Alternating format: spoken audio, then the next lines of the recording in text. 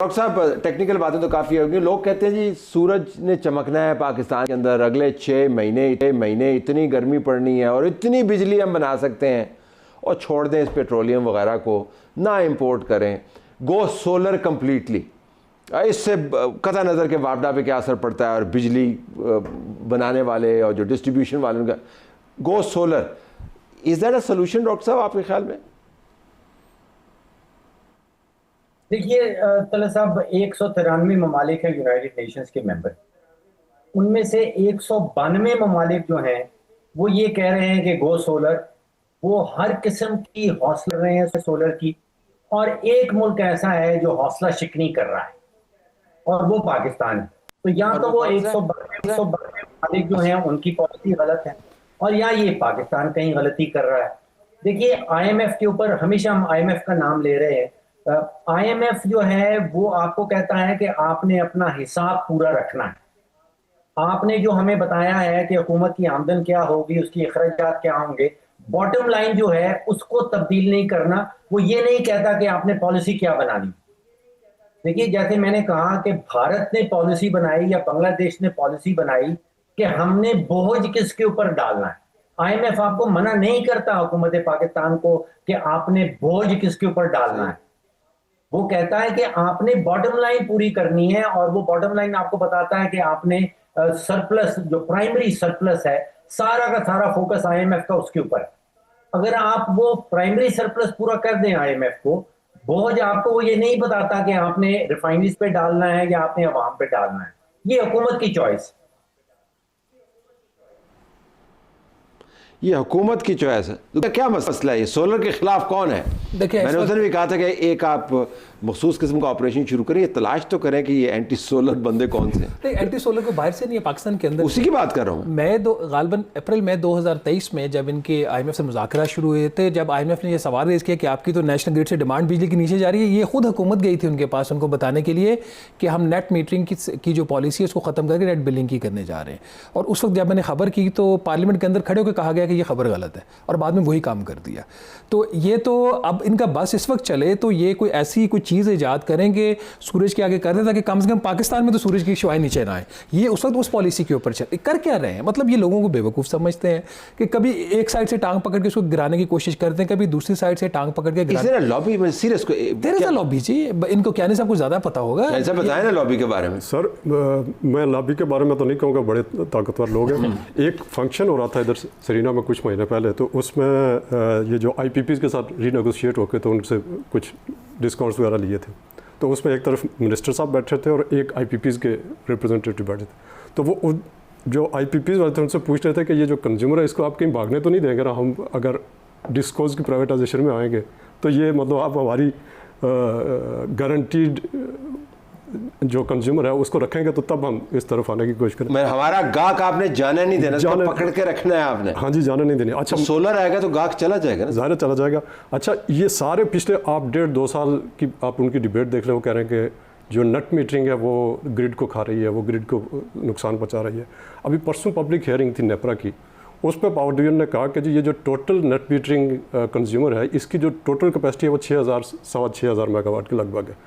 अब सोलर की जो बेस्ट आउटपुट है वो 18% से ऊपर नहीं होती, यानी एनर्जी एफिशिएंसी 18% से ऊपर नहीं होती। उसका उन्होंने कहा जी कि 1000 से 1500 मेगावाट का टोटल इम्पैक्ट है, which is less than 2% of the total grid supply. और शोर देखे कैसे मचाया हुआ है। और उसी हियरिंग में उन्होंने ये बताया कि असल जो चैलेंज है वो तो ये है कि जो ऑफ ग्रिड, आप बेसिकली इशू ये है ना कि जी एक तो इधर IMF है, पावर सेक्टर में आपके ऊपर एक दूसरा IMF है CPEC, जिसके तहत आपने 15,000 मेगावाट के आपने प्लांट लगाए आपकी, और रेट आपने मीनवाइल इतने बढ़ गए इकनॉमिक कंट्रैक्शन की वजह से कि अब वो किसी के अफोर्डेबल नहीं है। अब जो सोलर जिसके पास 4 पैसे थे, जिसने कोई जेवर बेच सकता था, गाड़ी बेच सकता था, उसने वो नेट मीटरिंग की। जो वो नहीं कर सकता था उसने एक प्लेट लगाई है जी, 1 प्लेट लगाई, 2 प्लेट लगाई, उसने अपनी कंजम्पशन को रिड्यूस किया। ऑफ ग्रिड जाके उसने नहीं उसी ऑफ ग्रिड में नहीं, उसी ग्रिड के ऊपर लगा लिया। आप 200 से यूनिट ऊपर ना जाने दें। बुनियादी तौर पर I have to wind it up. आप तीनों का बहुत शुक्रिया। नाज़रीन, बुनियादी बात यह है कि बदतरीन बैन-अल-अक़वामी हालात को हम इस वक्त विटनेस कर रहे हैं। तीसरी जंग अज़ीम की हमने बातें सुनी हैं और इससे ज़्यादा जब से ये ऑयल और गैस के ऊपर दुनिया के निज़ाम ने काम करना शुरू किया, इससे ज़्यादा फ्लक्चुएशन और गैर यकीनी की सूरत हाल कभी पैदा नहीं हुई। लेकिन इस तमाम गैर यकीनी की सूरत हाल के अंदर अगर एक चीज़ वाज़ेह अंदाज से आपके सामने खड़ी है, वो ये कि गैर यकीनी की सूरत हाल नहीं है जो आपके गले में पड़ी हुई है। ये अपनी पॉलिसीज़ हैं, ये अपने खांचे हैं, ये अपने वेस्टेड इंटरेस्ट हैं, जिनको प्रोटेक्ट करते करते आपने कंज्यूमर का बेड़ा गर्क किया हुआ। तो अगर आपने पाकिस्तान के कंज्यूमर को हकीकी लेवल प्लेइंग फील्ड देना है तो उसी तरफ जाएंगे जिस तरफ दुनिया जा रही है। नहीं जाएंगे तो फिर यही होता रहेगा, आप इन्वेस्टर इंटरेस्ट को प्रोटेक्ट करते रहेंगे, आवाम से आप झूठ बोलते रहेंगे और फिर प्राइसेस बढ़ती रहेंगी। अब हम हिंदुस्तान की तकलीफ़ की बात कर लेते हैं। राजनाथ जो उनके डिफेंस मिनिस्टर हैं और नरेंद्र मोदी के दायां बाजू मुतसव्वर होते हैं, वो पाकिस्तान के बारे में उल्टे सीधे बयान देते रहते हैं। अब फिर उन्होंने एक बयान दे दिया जिसमें उन्होंने बताया कि जी हम बड़ी ज़बरदस्त ताकत हैं, आईटी दुनिया में हमारा नाम है, वजह शोहरत है। पाकिस्तान जो है वो आईटी के हवाले से मशहूर है, लेकिन आईटी का मतलब इंटरनेशनल टेररिज्म। ये वो बातें करते हैं अपने आप को बड़ा साबित करने के लिए। पाकिस्तान किसी के साथ कंपटीशन में नहीं है, लेकिन जब मुकाबला होता है तो फिर पता चल जाता है कि कौन कितने पानी में है। तो राजनाथ या मोदी जो भी कहें, हकायक सर चढ़कर बोलते हैं, लेकिन आपको कहीं ना कहीं जाके जज करना होता है कि ये हमारे हकायक और हिंदुस्तान की तरफ से जो नाम नहायत हकायक हैं उसको आपने असेस करना है कि कौन दुरुस्त कह रहा है। तो हमने आज बंदोबस्त किया है। हमारे पास स्कॉट कैली मौजूद हैं, होस्ट हैं, जियोपॉलिटिकल एनालिस्ट हैं, retired US army special forces के ऑफिसर हैं और इनका बैटलफील्ड का तजर्बा है और ये जो वॉर है इसको बहुत अच्छे तरीके से समझते हैं। हमें उन्होंने ज्वाइन किया। Scott, thank you very much for being with us. Straight into the questions. Look, a crisis test decision making systems. So what is your assessment of how well or poorly Pakistani decision making fared during the May 2025 crisis? Let's start from there. The real test in a crisis isn't who reacts first or reacts the loudest, but who maintains control after it starts. And Pakistan largely did that. Militarily, they responded with a precision strike. They did not escalate for the sake of escalating. And diplomatically, they immediately tried to frame themselves as a restrained player in the conflict, which suggests alignment between political and military decision makers in real time. Okay, but India was provocative. Pakistan was responding. So who was controlling the escalatory ladder? In a crisis like this, escalation isn't determined by who uses the most force, but who decides when things start to slow down? India provided a significant amount of pressure, but Pakistan's response suggests it was actively managing escalation rather than simply being pulled along by the actions of another state. By responding with military precision and then signaling a willingness to de-escalate the conflict, Pakistan shaped the upper bounds of how far the escalation between the two states would go. Now, in a conflict between two nuclear-armed states, both have a measure of control over how far a conflict can go, but Pakistan actively showed agency here. Okay, so I hear you when you say Pakistan was, more of a dominant hand. Pakistan absorbed the initial strike, if you recall. Pakistan responded with precision. Could Pakistan or should Pakistan have done more considering the nuclear environment? In a conflict between two nuclear-armed states, doing more is often strategically worse than simply doing enough. The objective of a response can never be to maximize damage, but to achieve diplomatic and political signaling without appearing weak. From the outside, it does appear that Pakistan's approach accomplished this. They responded militarily, but in a controlled fashion, and then immediately signaled their willingness to de-escalate to outside parties, and avoided reactions that would have triggered an uncontrolled escalation between the states.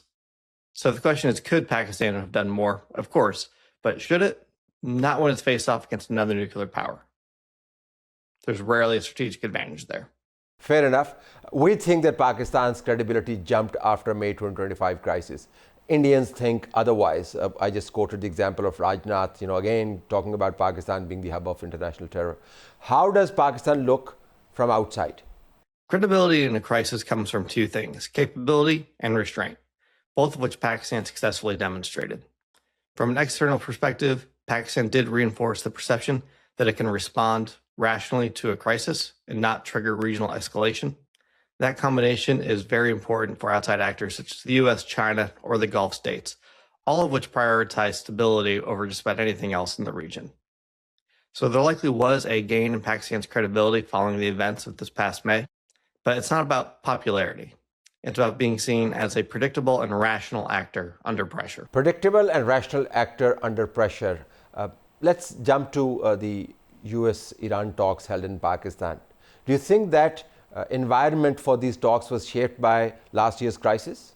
Well, crises like May 2025 shows which states can be trusted to act calmly and rationally under pressure, which shapes opportunities for diplomatic engagement later. When a state demonstrates control and restraint, it strengthens its position as a potential intermediary in regional discussions, including a conflict between Iran and the US. Now, that doesn't mean the crisis directly caused the role, but it shapes perceptions, and in diplomacy, perceptions typically dictate access. Okay, it wouldn't be a complete interview if I didn't ask you about your assessment of the role played by Chief of Defense Forces General Asim Munir. For a major geopolitical event like the May 2025 crisis between Pakistan and India, it really comes down to one individual. What's more important is if the system a state has produces disciplined, rational outcomes. And it appears in this case it did. As Army Chief General Asim Munir would have been critical in ensuring that the military response was calibrated and in line with Pakistan's larger diplomatic objectives. From the outside, what stands out is the consistency of that approach, a military response followed by immediate diplomatic de-escalation, suggesting an incredibly tight relationship between Pakistan's military leaders, such as the general, and its political establishment. After the conflict, we saw the general develop a very close relationship with President Donald Trump as well. This certainly aided in Pakistan's ability to position itself as a mediator in the current Iran-US conflict. Scott Kelly, thank you very much for joining us and sharing your thoughts with us. तो नाज़रीन, आपको पता चला कि बाहर के जो तज्ज़िया निगार हैं वो हिंदुस्तान पाकिस्तान का जो मलाकड़ा है उसको कैसे देखते हैं, और मलाकड़े का तभी पता चलता है कि जब पंजे से पंजा मिलता है। मई 2025 हिंदुस्तान की नर्व्स के ऊपर सवार है, और जूं ये महीना अनफोल्ड करेगा तो हिंदुस्तान की तरफ से आपको मज़ीद तुंदो तेज़ हमले नज़र आएंगे। लेकिन असल जजमेंट ये है कि जो प्रोफेशनल हैं पाकिस्तान की सलाहियत को और पाकिस्तान की पॉलिसी को कैसे देखते हैं।